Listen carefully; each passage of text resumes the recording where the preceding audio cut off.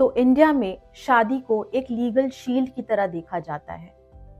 हाल ही में Congress MP mister Shashi Tharoor ने लोकसभा में एक प्राइवेट मेंबर्स बिल इंट्रोड्यूस किया है टू क्रिमिनलाइज मैरिटल रेप। अब ये मैरिटल रेप क्या है? मैरिटल रेप का मतलब है कि एक शादी में अगर पति अपनी पत्नी के साथ जोर जबरदस्ती से उसकी मर्जी के बिना सेक्स करता है, शारीरिक संबंध बनाता है, तो उसे मैरिटल रेप कहते हैं। और मिस्टर शशि थरूर का कहना है कि India now needs to move from a no means no framework to only a yes means yes approach. तो प्रॉब्लम क्या है? हमारा नया कानून भारतीय न्याय संहिता का सेक्शन 63 रेप को तो डिफाइन करता है, पर वहां एक एक्सेप्शन है।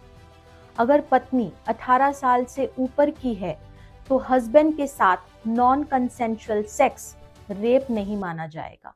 मिस्टर थरूर का पॉइंट सिंपल है, marriage can not negate a woman's right to deny और ग्रांट कंसेंट।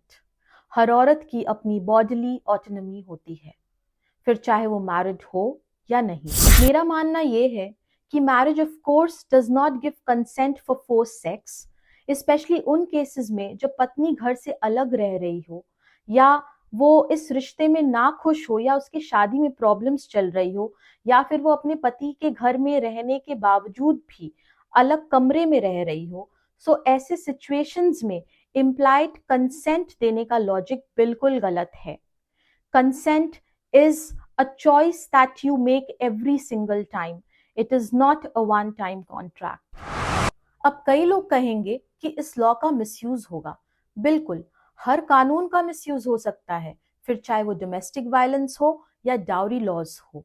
बट क्या इसके डर से हम क्राइम को क्राइम मानना बंद कर दे? The real solution is proper investigation. हमें हमारे सिस्टम को इतना स्ट्रांग बनाना है कि कोई भी इनोसेंट ना फंसे और जो विक्टिम है उसको जस्टिस मिले। इन शॉर्ट, सेफ्टी और डिग्निटी घर के अंदर भी होनी चाहिए। Marriage is a partnership of love and respect. It is not a licence for your violence. आपका इस बिल पर क्या सोचना है, मुझे कमेंट सेक्शन पे जरूर लिखें।